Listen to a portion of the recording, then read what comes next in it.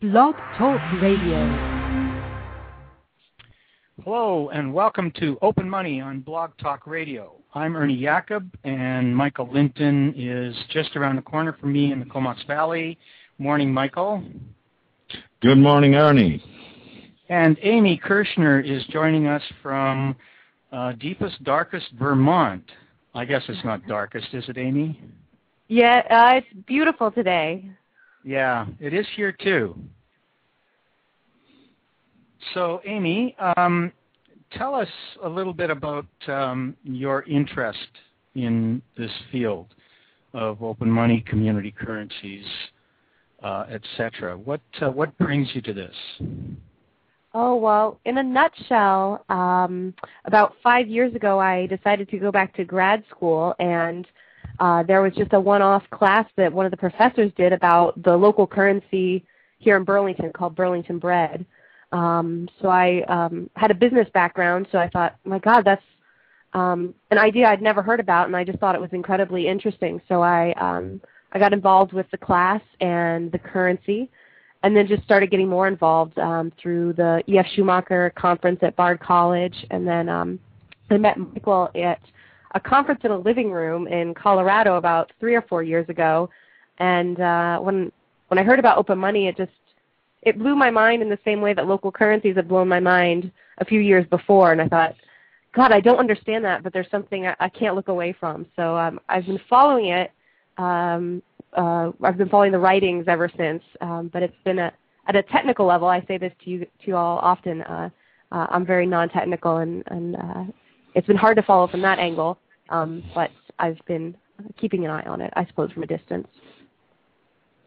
Well, join the crowd, because I'm also the non-techie in this business, this meme pro business that Michael and I are in, and I've been lucky to have Michael just around the corner from me for the last 12 years, so that I can peel layers off this onion and begin to understand what this world of open money is about.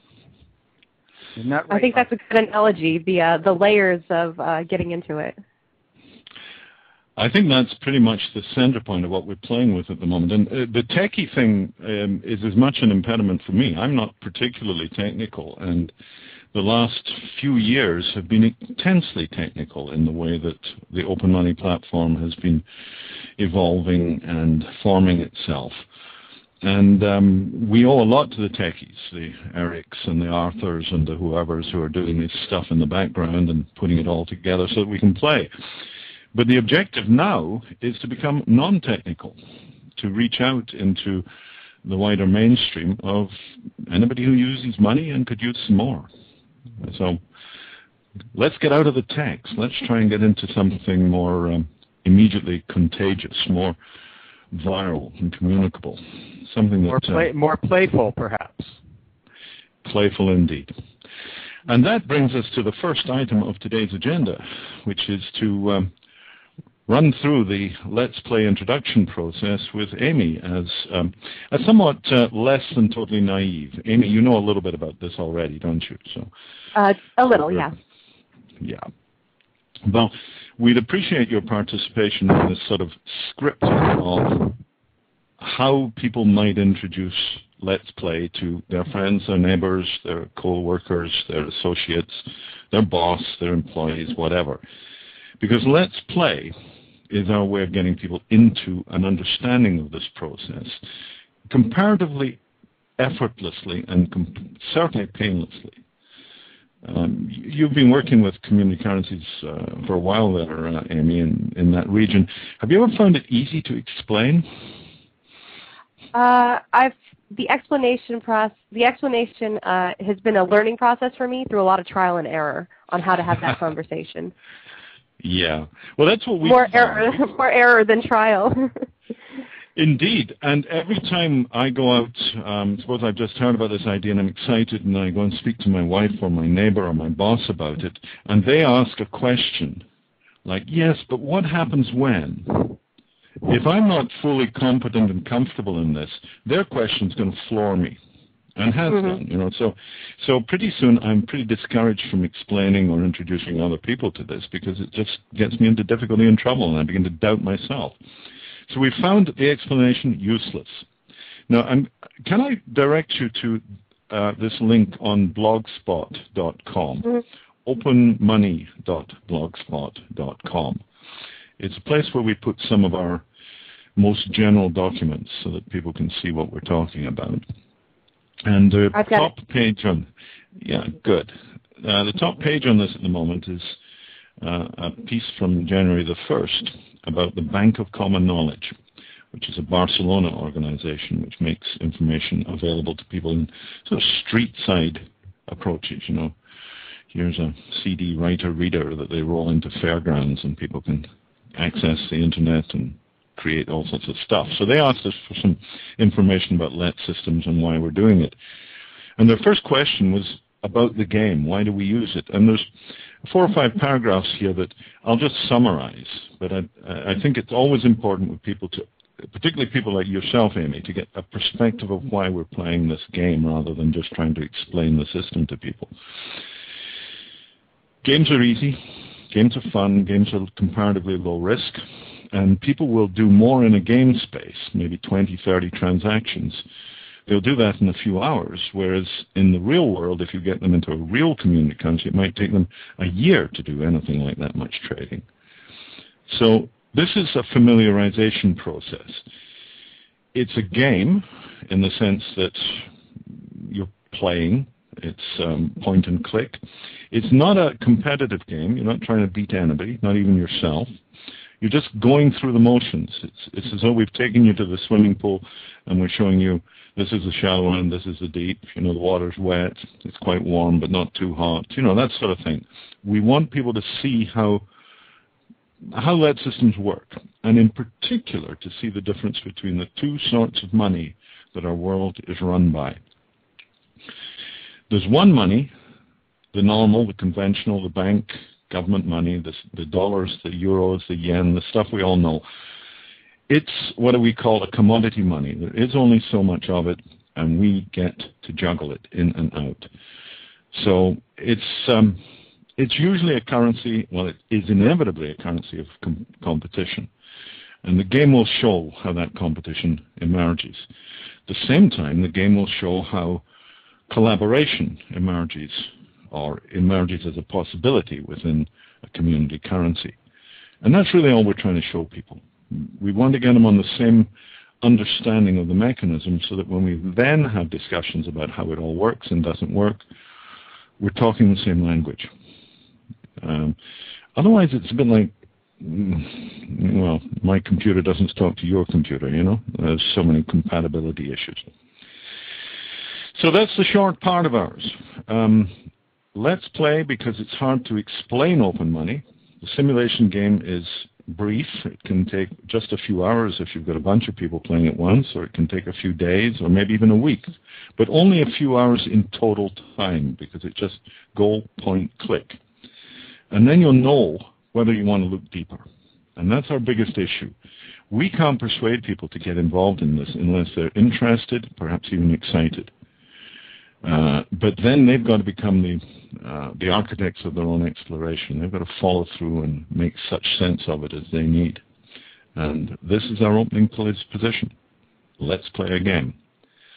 So you with me so far on that, Amy? Am I clear? I'm with you. Good for you.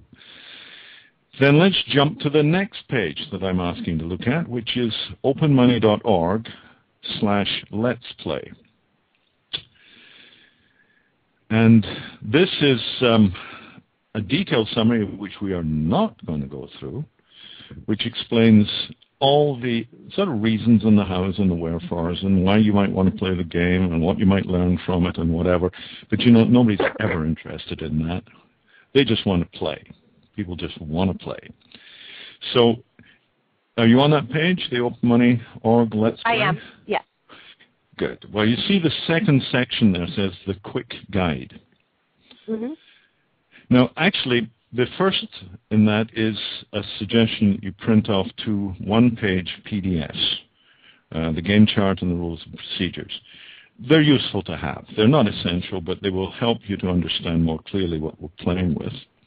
But after that, please just follow line 2 in the quick guide, where it says go to partysmartorg.cbap to register.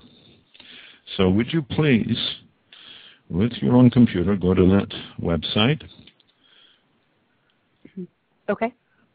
Now, I'd like you to register 3 accounts, one after the other, in swift movement. And the first one, you want them to have the same sort of name. So I'd say Amy. There's a good name. Why don't you create a registration with Amy as your first identity? Okay. And once you've done that, and it's just a question of typing in Amy and a very simple password. We really recommend simple passwords. Then you're in. Good. I see that you've created your account. Now I want you to log out and create another one with a very, very similar name. And I'd recommend exactly the same password. Make your life easy. And let me know when you've got that.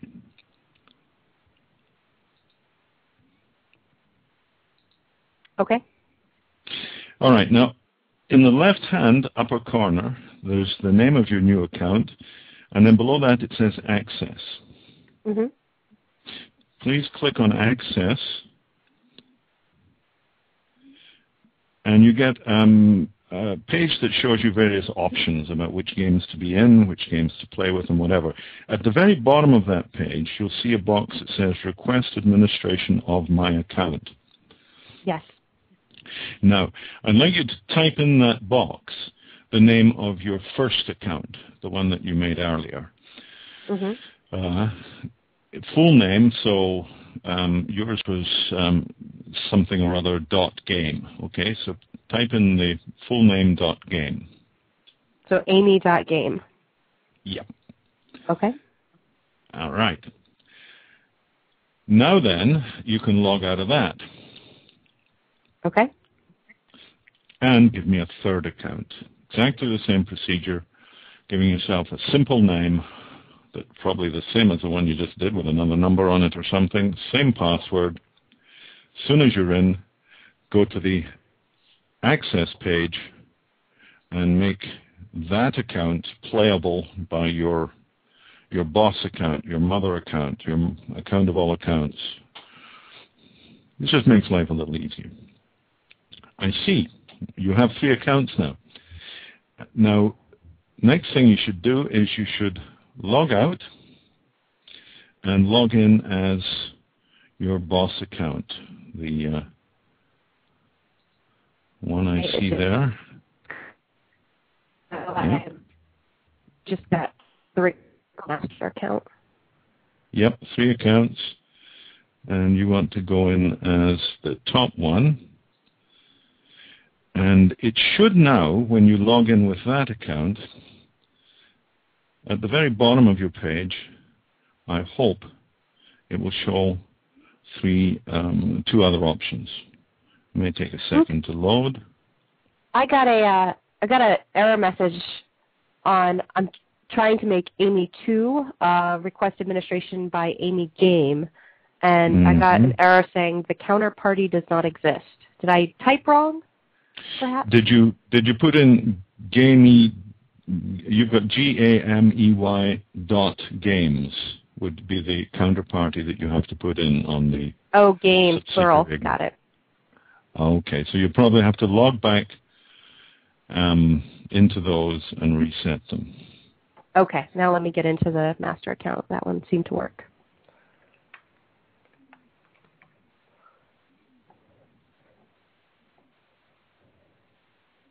Mm-hmm. This is where Ernie should be singing. What would you like me to sing, Michael? How sweet to be a cloud floating in the blue. I don't know that one. It's difficult to type under all this pressure. Oh, yeah. All right, so I'm logged into Amy, and you go to the Access. Yep. And in the bottom box, You might exclude the administration that you already asked for and add the administration by gamey.games. So I think I made an error, and I got Amy 2 into Amy, but Amy 1 is not appearing. So I could log back into Amy 1, and I think it was the difference of the plural between game and games. So I could get in there and fix that really quickly if we to do that. It's probably not necessary. Okay, so I've got Amy and Amy 2. Yep, you've got 3. So you've got 3 accounts. So go to the. But the one is not. Amy 1 is not attached to Amy. I made an error. That's life. We can sort it out. But for the purposes of this, let's assume that everything worked like clockwork and smoothness, right. And then you're a new player with 3 accounts in this game. This is perfect. Now, in the top left, you'll see Let's Play. Top left of above your account name and the access profile and so on, there's a thing that says Let's Play, and it's the home page. And I'd like you to click on that so we can just run through the procedure so you get the idea. Okay. Right. Let's Play is a process of discovery where players are buying and selling from each other anonymously. You don't know who the other players in this game are. Whenever you buy something, somebody else who's also in this game becomes the seller, so they get the money that you have spent. Similarly, you as a player in the game will occasionally get money from other players who just logged in, made a purchase, and the computer selected one of your accounts as the seller. And the whole of our game here is just buying and selling from a simple shopping list to watch how the money distributes and what traps and spaces it gives us. That's all there is to it. No skills, no nothing. But to get the most value out of this, the point is that you should try and make the $400 purchases in each category. I'm just going to repeat that because it's on the page here, and it's most important instruction. Playing the game is a matter of 10 clicks, but to get the most from the process, try to get as many $400 items as you can in the 10 different percentage local categories. Okay, now let's look back at the game page itself. That's your account name below Let's Play in the top left. Yep. And you'll see the basic screens, which are a bunch of dots on 2 colored graphs. And on the right-hand side, a table saying items purchased or available for purchase. Now, if you put your mouse on the green check mark at the top there and just run down that column, you'll see that each section just opens up and it shows you, well, it shows you what you can afford and what you can't. The boxes with the X mark in it, you haven't got enough money for the X mark. Any open circle you can buy. Now, if you scroll down, you'll find the first 100%, 90%, 80, 70, 60. You can only do a $100 item, the bottom one on the list. You will note. Whereas if you go to the 50%, you see that, oh, you can afford daycare as well as a new dress. You got me? Mm-hmm. Now, the daycare is a $200 item. And in the box below, the 40%, you can do a $200 item as well. And indeed in the next. So they're your best bets at this point. If the game is to get as high on each box as you can, as near as possible to a 400, the first thing you can do with a cold new account is you can do something like a $200 daycare or a $200 imported furniture. So why not select just one of those, and you'll see the green check becomes a buy button, and then you click the buy. So there's, I'm sorry, you were saying to buy the daycare in the 50% category? For instance, yeah, that's a good one. Start with that. Well, mine has a red X mark over it.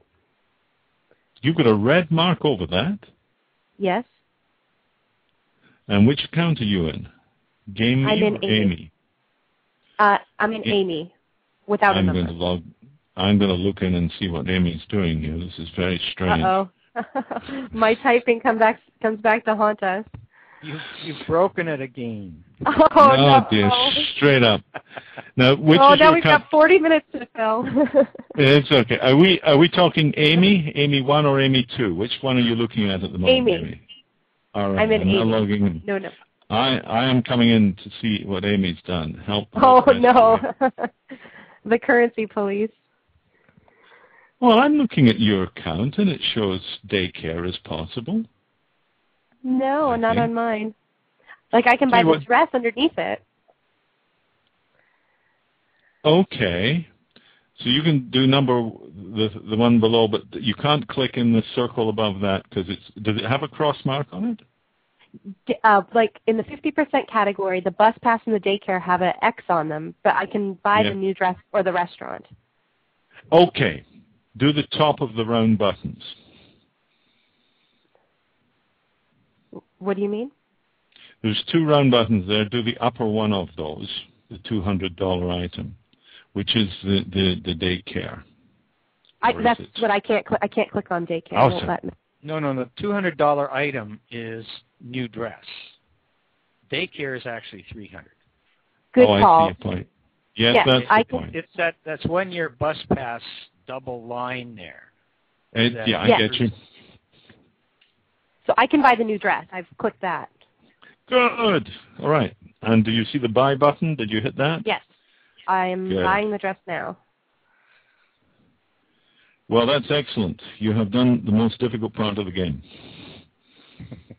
That wasn't so bad. Yeah. Now, if you look at your chart, it shows lines have moved. The dark line linking to the little dots on the charts is your trading. That is, if you spend money, a line will go somewhat towards the right in both of the charts, in your dollars federal and your dollars local. And it's just giving a graphic representation of the numbers that are appearing in your trading account below. Now, you've actually got yourself rather out of money here, so you need to log out of Amy and get into Amy 2. Okay. And you'll find that Amy 2 is just as bad as it was before. They're no further forward. You've had no income from those. Correct. I'm going to look and see who made the money here. Because when Amy spent some money, it went to somebody else. And I'm going to find out where it went because it's easier for me then to point the game in odd directions. So how many players are in this game that I have the 3 accounts in right now? There are about 15 players at this point. Okay. And sometimes it could be 1,500 players. Really? And that's in principle. We've never got to that level yet.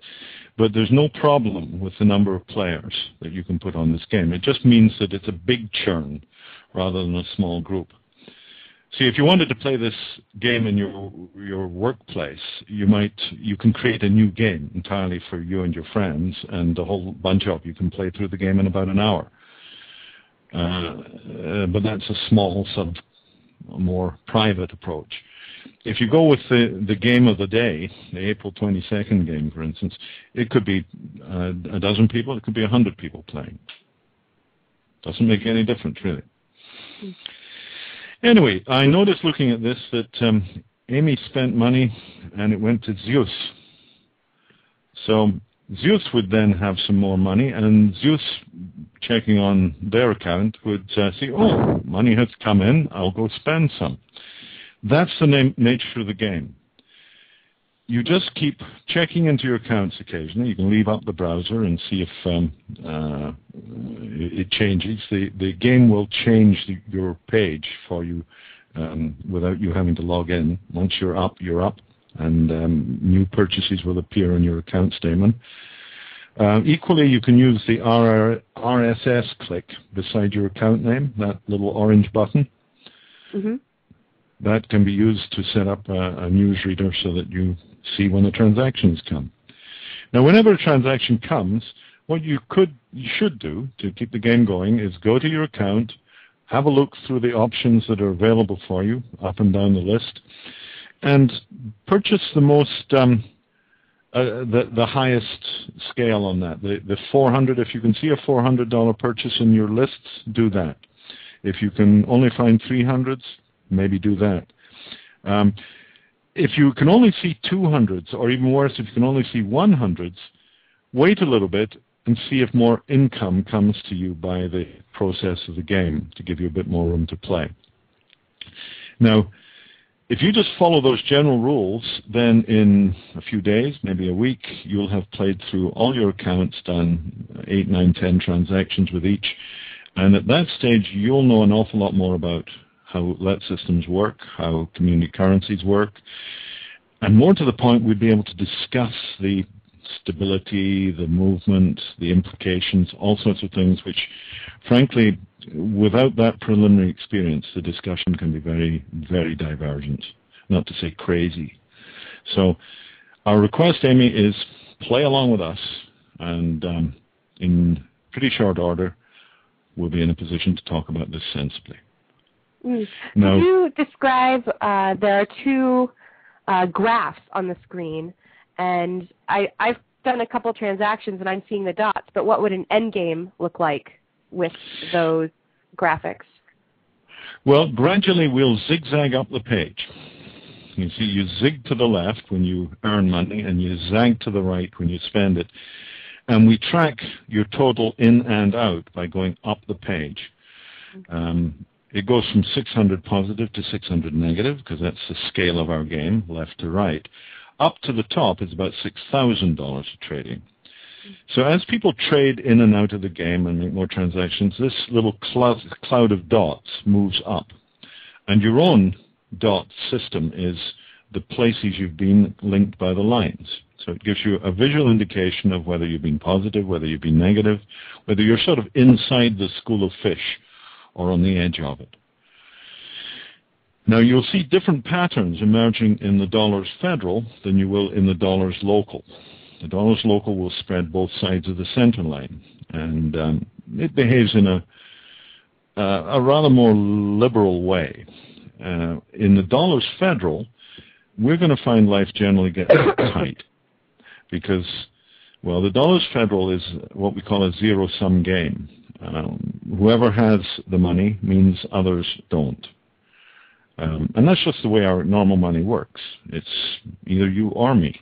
And the chart will show that fairly substantially as the game goes on. Now, those charts will become useful ways for us to understand how money systems work. It's no heavy rocket science stuff. It's just once you've comprehended how these dots and where your position is in the chart, and pretty soon it becomes all very intelligible. And that's our purpose, is to make this intelligible.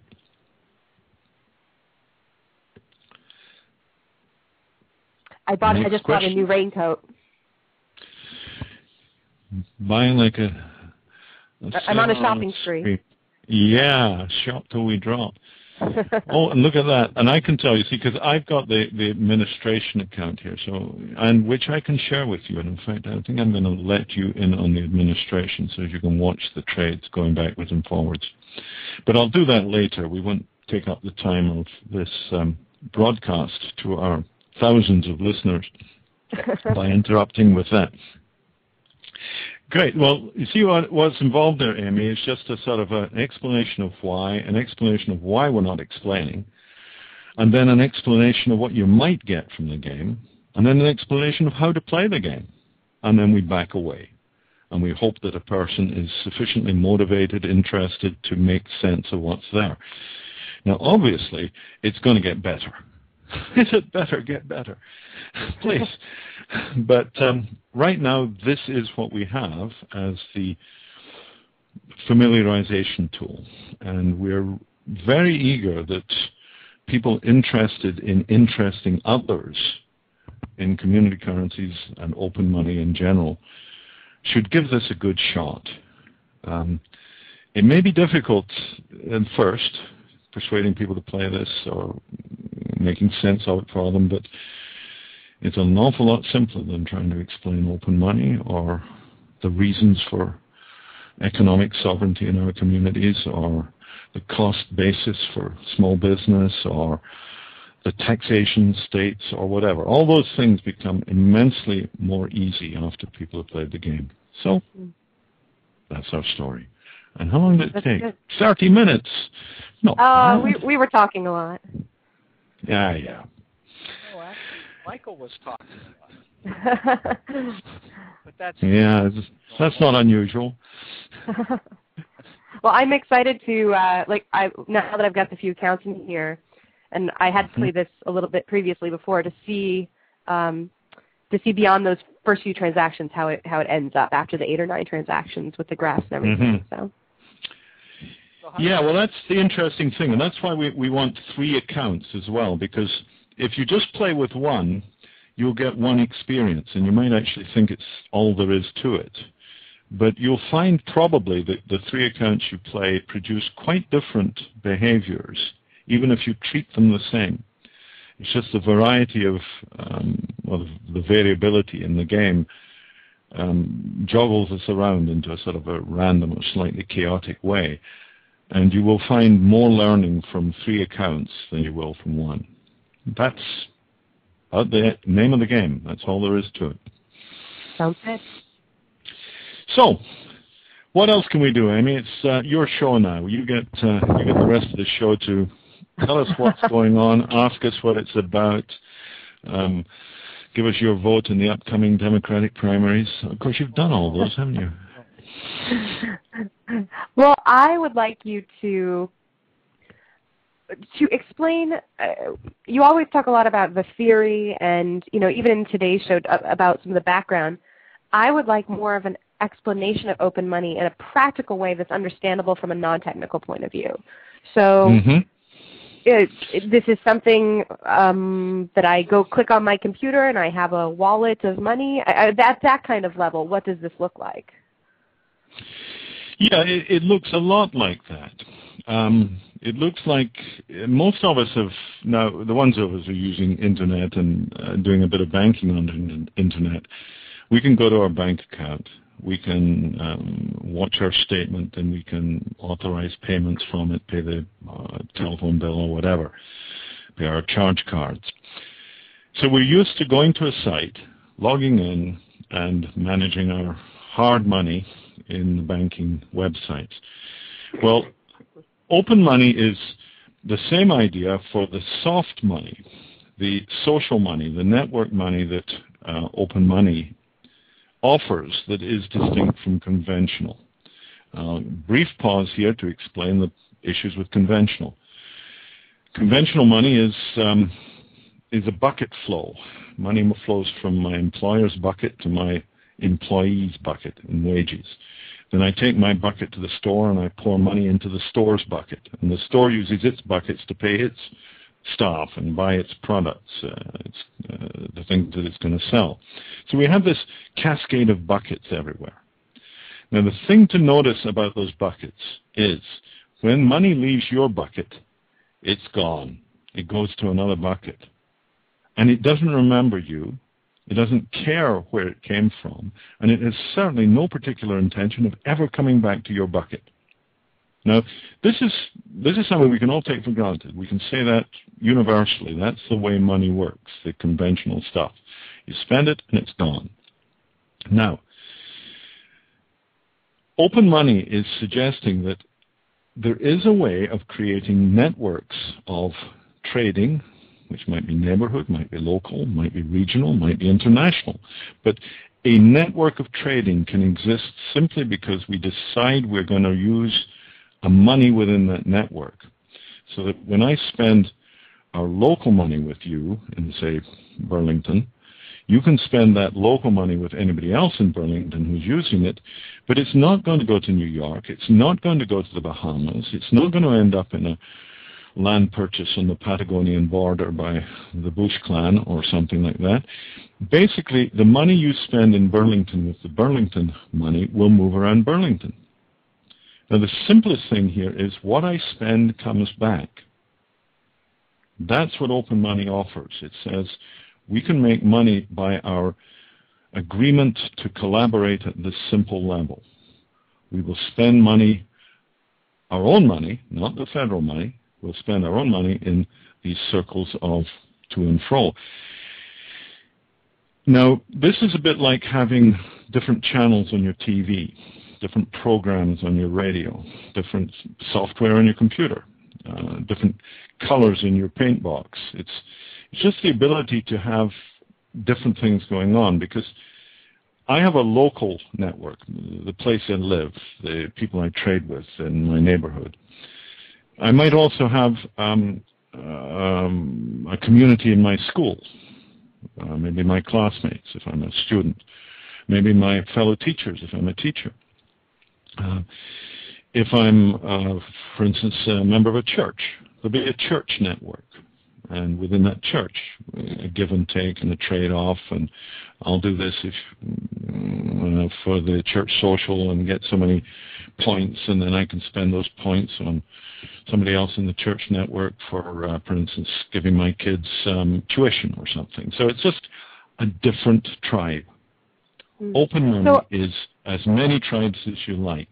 That's the simplest description of it. Money in many tribes. Now, people who are listening to this are probably familiar with community currencies, such as Ithaca Hours, which is a paper-based currency like Burlington Bread was. Will Open Money be able, it's an online wallet, but would Open Money do currencies other than mutual credit, such as a script issue that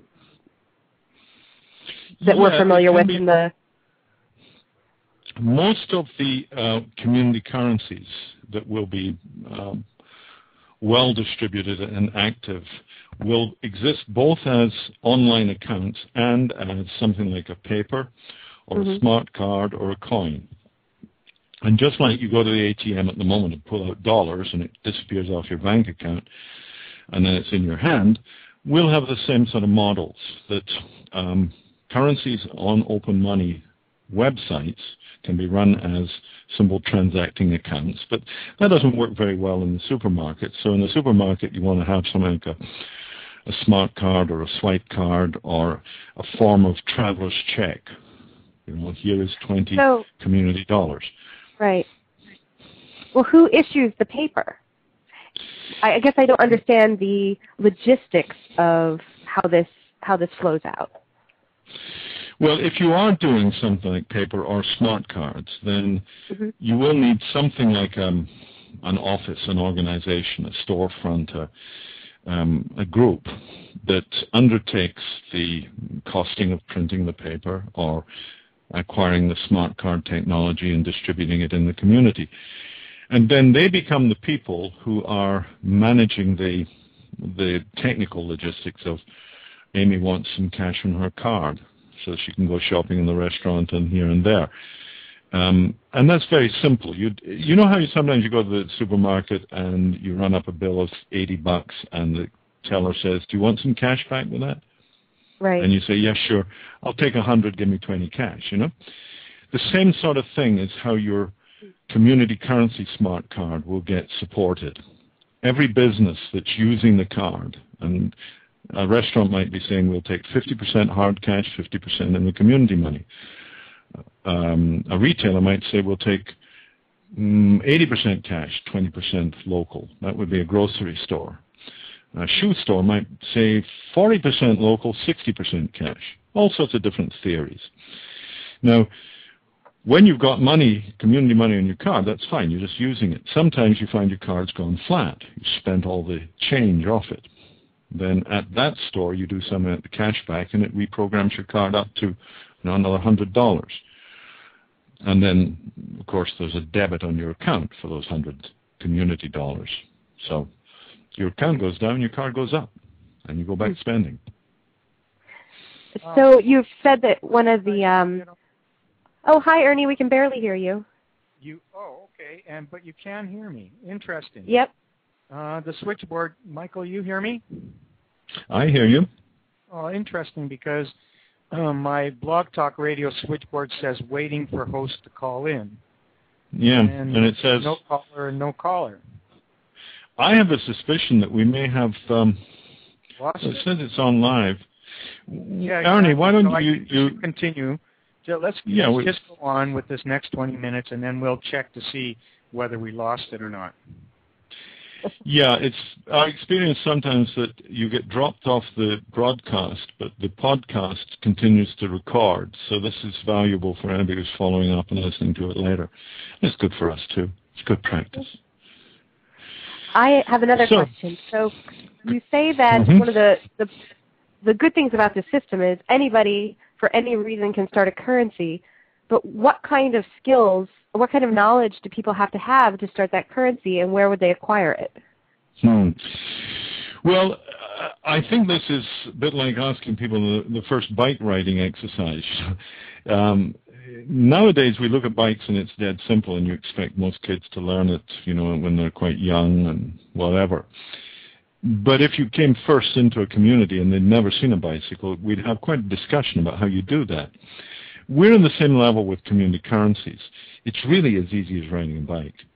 I can speak to my neighbors and say, I think we should have a little neighborhood currency here so we can swap, lawnmowers and a bit of cups of sugar, and I'll help you cut your dog's hair or something. One of those sort of networks.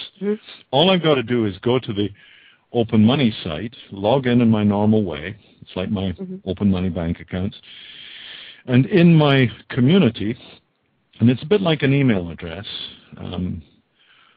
addresses in the early stages will be amy.burr.vt.us. So you're Amy of Burlington, Vermont, US. See? So in Burlington, you'd say, let's have a currency called Good Time. And so you just make up a name, Good Time. And you go to when you're creating this currency, as a screen comes up, says, how do you want this to work? And you say, mutual credit. That's the only one we offer at the moment, so you don't get many choices. But then inside that it says, do you want to measure this in dollars? Do you want to measure it in time? Do you want to measure it in kilowatt hours? Or do you want to make up a totally new measure for yourself? So the person who creates the currency designation, the declaration of it, is very much like somebody who's creating an email group. They're just saying, I want an email group that's going to discuss these subjects. These are the rules for who can join, and I'm the moderator. And that's it. And with a currency, it's sort of the same thing. I want a neighborhood currency. We're going to measure in hours, and anybody around here can join in. Hooray. That's it. Well, the mutual credit is easier, measuring it in time. Do you imagine this will get much more complicated in terms of positive interest rates, negative interest rates, and having people know the ramifications of choosing a currency that exists under a certain set of rules? Well, I'm sure there's going to be a huge, florid development of many, many different varieties and fine-tuning. Just as the first aircraft came out in thousands of different ways, and gradually the ones that worked better became more confirmed, and the evolution of the aircraft industry followed those rather than some of the also-ran attempts, Well, we'll see the same in currencies. There's going to be many different ideas about negative interest, positive interest, credit limits, variable rates of value, measuring the currency's value in relationship to some commodity value, maybe the price of oil, maybe the price of pork belly futures. There'll be all sorts of propositions, and there's a whole group of people working on enabling those open specifications as a feature of the software, so that you can go to the software and you can have pick and choose from 100 different currency designs. At this point, we're fairly simple because we're just rolling out the bare bones model, and it's got a very simple system. Mutual credit and a reputation ranking system are the only ones that are immediately offered. But yep, it's going to get a lot more complex. We expect that complexity will trend people towards the simple ones. People like doing simple things before they like doing complicated. And I think that's where they'll learn. It's like the shallow end of the swimming pool before you go into the shark-infested end. That's for braver people. So if I have a neighborhood currency and we decide it's run its course, can you close a currency in the same way you open one? Well, yes. Yeah, you can, if you're the currency steward, you can sort of freeze it and say, game over, I've had enough. Now, I don't think that would make the other people very happy if they were in the middle of trading off with each other. So you've got to recognize that running a community currency is a bit like calling a party or inviting people to a dance or something. It's they build their expectations, they become the activity. Quite soon a currency has got very little to do with the initiator and everything to do with the user. Now, a currency that's gone flat or people lost confidence in it or things, and that will happen, and that's not a problem, that's a fact. People will be confident in this one, but then... You've got a bunch of scam artists that have moved in and are playing silly games.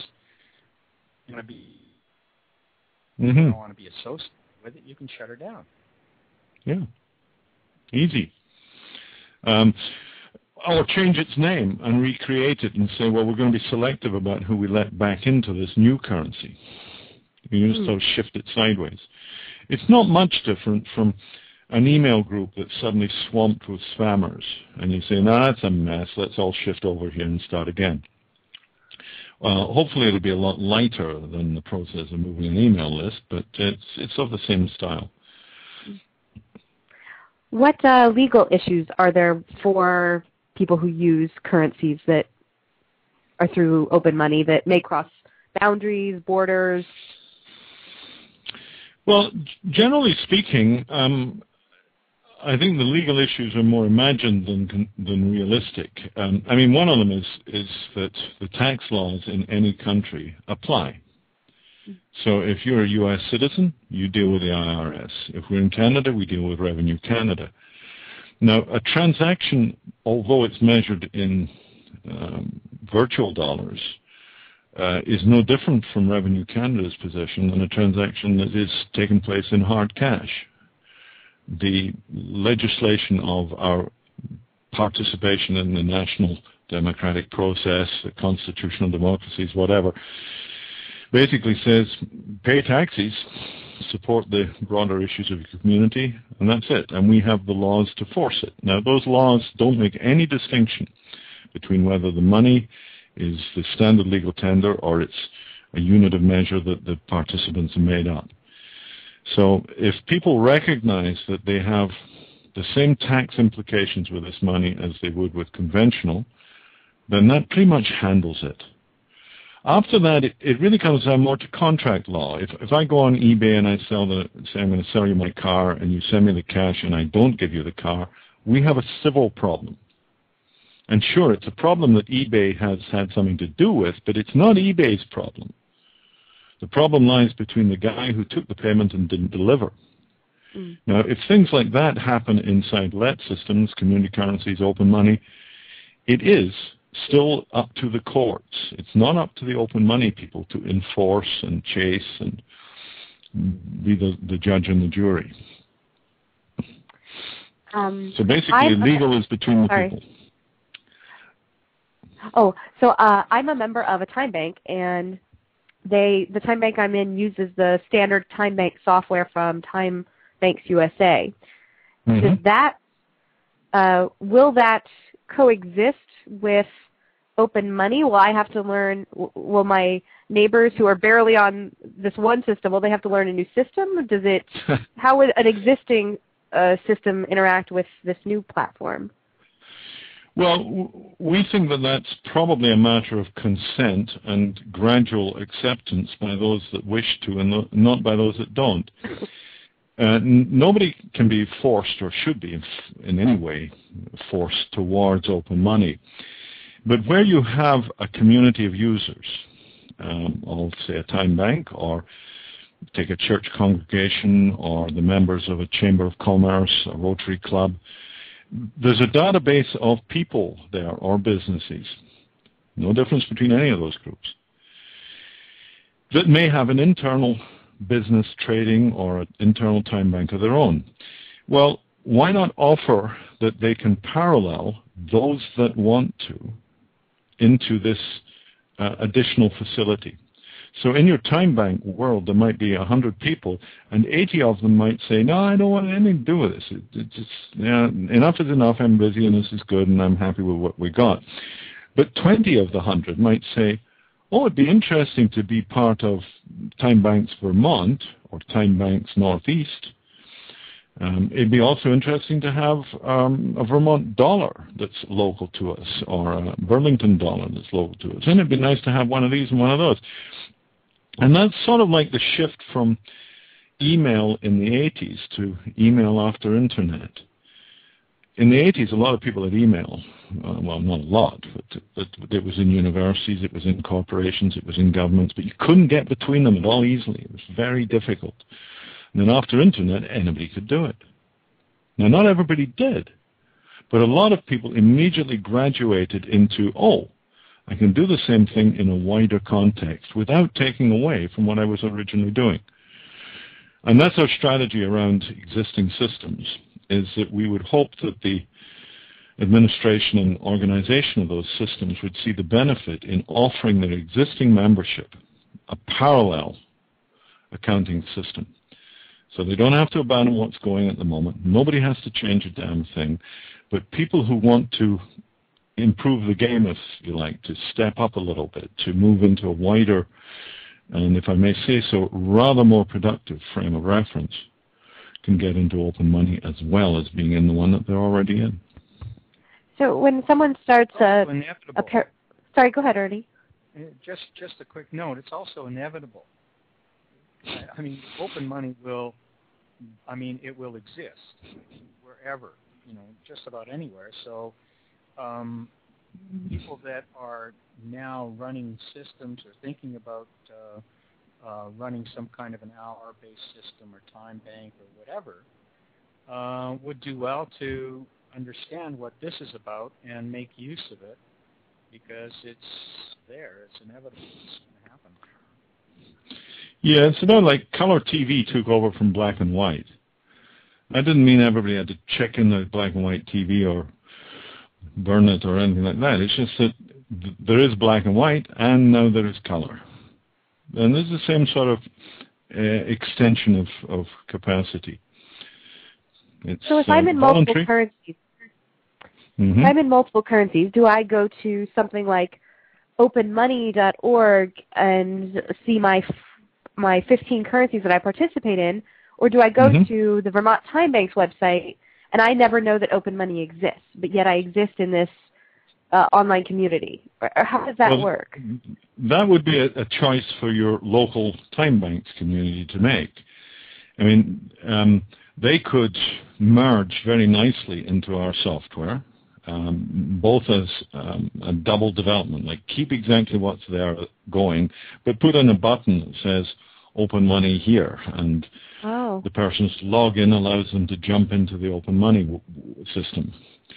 This means that the people who don't want to will never bother, and that's good. So tell me how many passwords I'm going to have to learn if I'm in 15 currencies. 1 or 15? One. Could you explain that? Well, it's how many passwords you need to be in an email group. Once you've registered, say, on Yahoo or Google Groups or whatever, you can join 500 groups with the same password. And this is the same deal. Once you've given yourself an open money profile, and that might be an independent thing of your time banks, or your time bank might do that for you. And we hope they will. We hope they'll piggyback into this system. But you'll then have one login, certainly for the time banks, possibly another one for open money. But the open money one login covers everything you need. Will there be any identity theft issues? Oh, yes. And talk about that. No, I don't know what question to ask. Not really, except to say, like, identity theft is a problem already in the world, and of course there will be aspects of it that apply to the identities that we hold in our virtual money space. This is why we're expecting the lead in the early stages to come on a local and a regional basis where people know each other face to face. And if anybody's assuming an identity and saying that they're Amy of Vermont, well, you get tracked down quite quickly in smaller communities. So we don't think identity theft will be as attractive as ripping off somebody's credit card and spending $10,000 in one afternoon. That's an attractive proposition, and that's why it's happening a lot. It won't happen in community money. And secondly, we can sort of trace back more effectively, and the person who is being disreputable will find that they've lost their reputation very badly. Curiously, not to the damage of the person whose identity was absconded.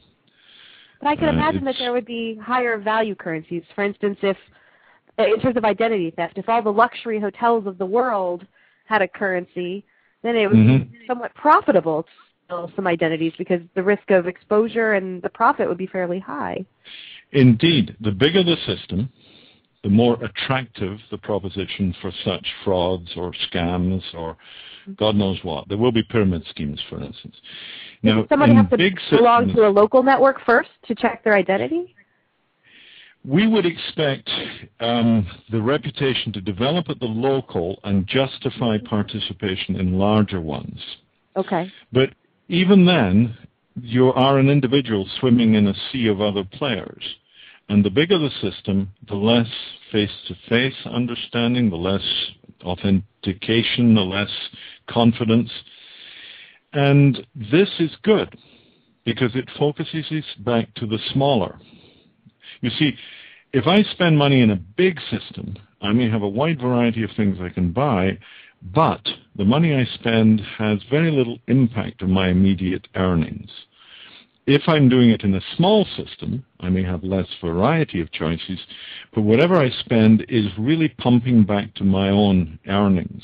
So I can genuinely play myself into work, if you like. I can spend myself into earning in a local system in a way that I can't on the big ones. So what we're looking at is the increased opportunity for fraud or identity theft and big hotels in other parts of the world and all this sort of thing will actually not so much dissipate the local as enhance the local. It'll focus us more to the community of those that we know and have an experience with. We look at it as a feature, not a bug.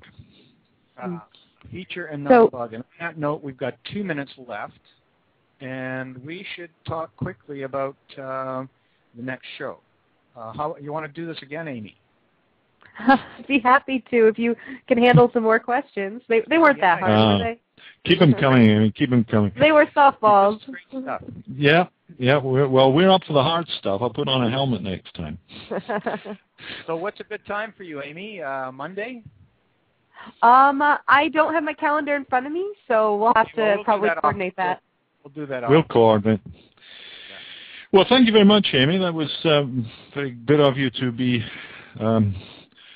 pulled through the hedge backwards. Really appreciate your participation and help on that. And we're very happy to deal with all questions from you and from others on this subject here on Blog Talk Radio, the Open Money Show. Over to you, Arnie. I'm out of here. Okay. Well, bye, Michael. And Amy in Vermont, we'll be talking again soon, no doubt. Yes, thank you.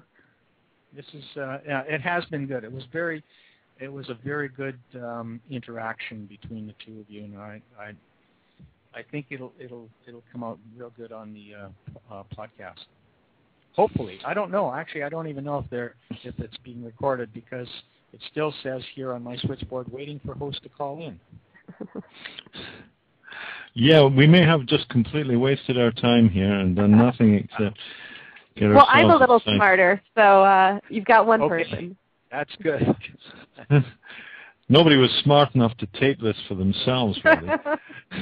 Well, mind you, I've got it shows on the line. It says on live now, 1 minute remaining. We're still talking. That's what it says here too. I mean, on my on the call call pad, I've got the BLT OM host is call duration 113.01, and on the other side of the switchboard it says waiting for host to call in, and no caller.